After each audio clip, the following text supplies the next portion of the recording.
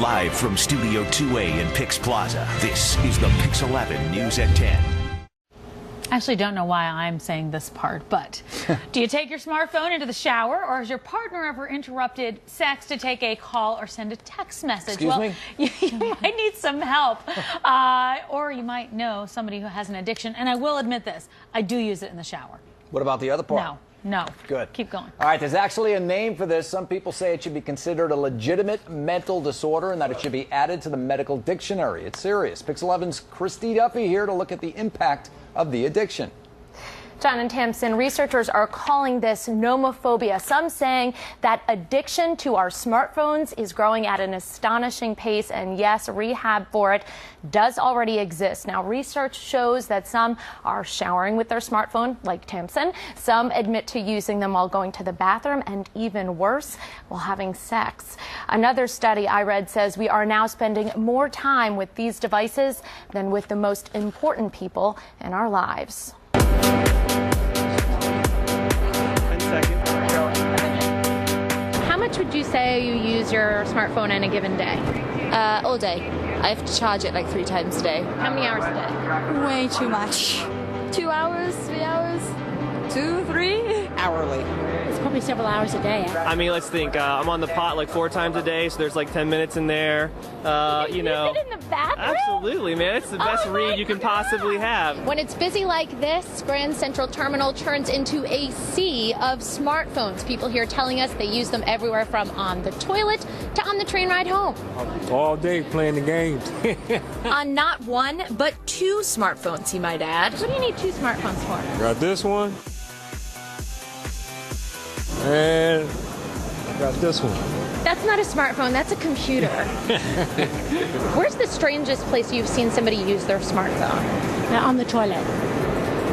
That's pretty You don't odd. have to tell me who it was. Yeah. So this guy is not alone. How much time would you say you spend on your smartphone daily?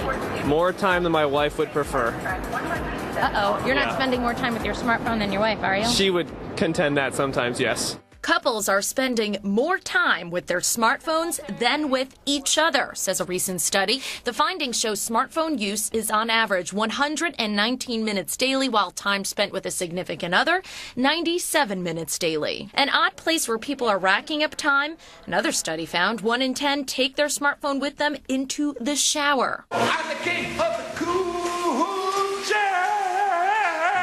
While 1 in 5 young adults admit they picked up their smartphone while having sex. 1 in 10 adults of all ages said they did it too. Nomophobia, or no mobile phobia as it's been coined, is the fear of being without your phone. 2 psychologists recently suggested putting the disorder into the DSM, the gold standard guidebook for diagnosing mental disorders. Psychologists say signs of it include frequent checking, using your phone in inappropriate places, having more than one, or carrying a charger and constantly checking the phone's battery life. Basic treatment is being developed. A California rehab may be the first in the country offering group therapy for it.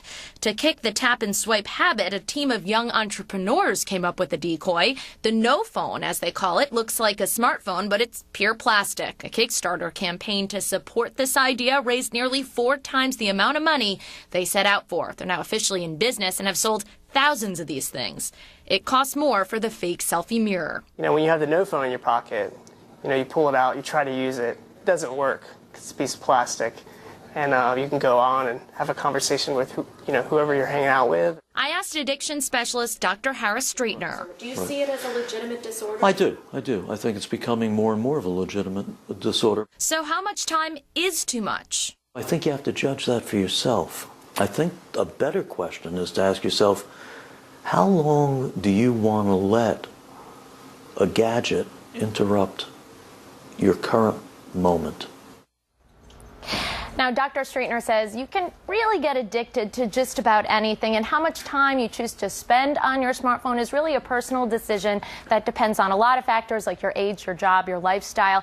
I will say that after doing all the research I had to do for this story, it made me want to find out exactly how much time I'm spending on my 2 phones, one for work and one is personal. So I downloaded an app for that and tracked my use for a week, and I am embarrassed to say that my most shameful day of smartphone use, Friday the 13th, when I used my phone for a record 6.5 hours. Now, I've been asking people on social media to track their time and send it in to us. You can post it on our Facebook page. And Tamsin, I know you've been tracking your smartphone usage. So what's the damage? I got to tell you, I'm pretty proud after I heard 6.5 hours. My worst was 261 minutes. But I like this because this is a Moment app, and Christy told me to download this last week. It tells you how many times you've picked it up, basically picked up your email. How many did you pick it up? So 73 times that day. I picked up my phone 4 and hours, checked my 73 email. times. Yeah. Wow.